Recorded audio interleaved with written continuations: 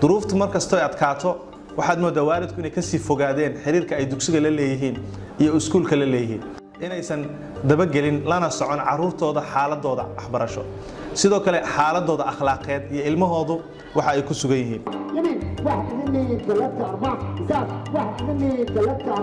iskuul waxaan kasoo bilaabay dugsiga hoose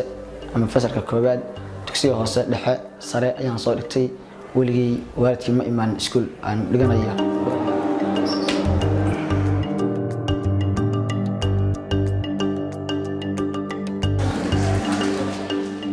بسم الله والدينتو sababahay u imaan waayeen runtii waxa kamid ah waa dhowr sabab tan koowaad waxa weeyaan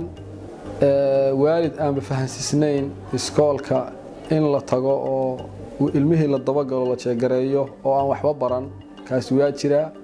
waxa kale oo jiro labaad waalid fahansiisan oo isagoo arday ahaa ama jaamiciya laakiin adduun buu cayrinaya bakhaar iyo doonyo iyo baabuur iyo waxba la kala raraya iyo bangiyo iyo xawaalad iyo waxba lagu jira oo adduun baa mashquuliyay wuxuu ku leeyahay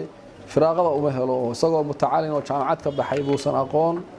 ardaygiisu ma foomba ma foontuba ma foontir ko mutacalimiin intay noo yimaad waxay foontu weey foontuugi waa laga baaray waa laga waayay mise ardaygu waa foontiri ama waa foomba xitaa waxa weeyaan heerka uu marayo grade-ka wiilkiisu marayo baa qofka mutacalinka oo xitaa aqoon waana mashquul adduunyo ay ku mashquuleen iyo qolada koowaad aan ku soo sheegay qolo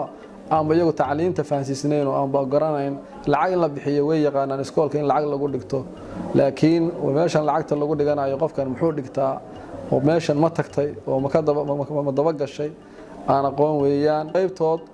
oo saddexaad baa jira iyaguna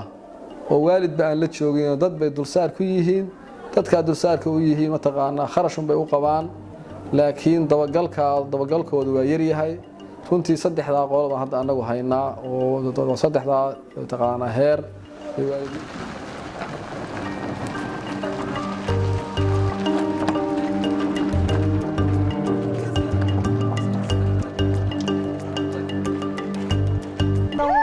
mar walba waan keenaa aniga keena oo ka celiya iskoolka maalin waliba inta isbuuc uu furan yahay iskoolka waxa way arin horta aad muhiim u ah ardaygana muhiim u ah waalidkana muhiim u ah waxayna ugu tahay waxa weeye markii maaragtay ardayga uu dareemayo ihtimaam ama maaragtay attention ay siinayaan waalidkiis waxay ka caawinaysaa horta waxbarashadiisa inuu si fiican u wato wuxuu dareemayaa inuu yahay qof muhiim ah dhanka waalidkiis oo nafsiyadda cunuga aad ay u caawinaysaa garatay taasna waxa waajib horta ama xaq cunuga uu ku leeyahay waalidkiis baan u arkaa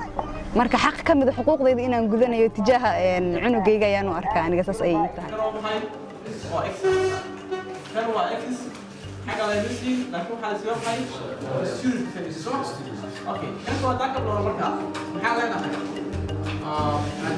tacliintu waa shabakad barbaarintu waa shabakad shabakadaas haddii hal meel uu qof ka baxo way adkaanaysaa in la kabo waalidku dowr buu leeyahay dugsiga quraanku dowr buu leeyahay oo dowr diini ah iskuulkuna dowrka maadiga buu leeyahay saddexdoodu hadday isu kaashan sida ilmaha loo dhisi lahaa dhinacna kama uu maarmo waxa imaanaysa khasaaro badan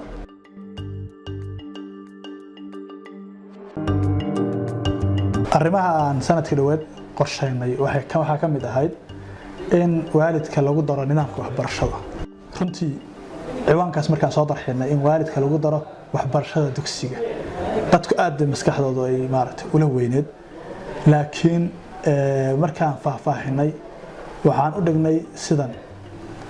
waalidka ilmihiisu uu dhigto ilaa fasalka 8 ilaa fasalka 1 in ugu yaraan uu ka qayb galo iskuulka muxaadaraad ka baxa laga bixiyo kuwaas oo waalidka lagu barayo kaalinta uu ku leeyahay waxbarashada markaasna la siinayo shahaado mushaaraka ah oo inuu ka qayb galay kulankaas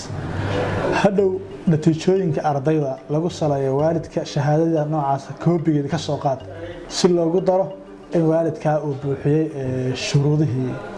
maarta loo baahnaa sidoo kale ilmaha waalidka ilmihiisu dugsiga sare ka baxaan in uu xaadaro isagana ugu yaraan ilaa 6 kulan koowaad ilaa fasalka 12aad 6da muxaadarana uu qaatay ayaan arintaas maarta u soo bandhignay runtii mukawanaadka muxaadarooyinkaasna waxay noqonayaan kuwa ku qotoma in waalidka uu qaato kaalintiisa iskuulka iyo waxbarashada dugsiga uu ku leeyahay inuu qaato.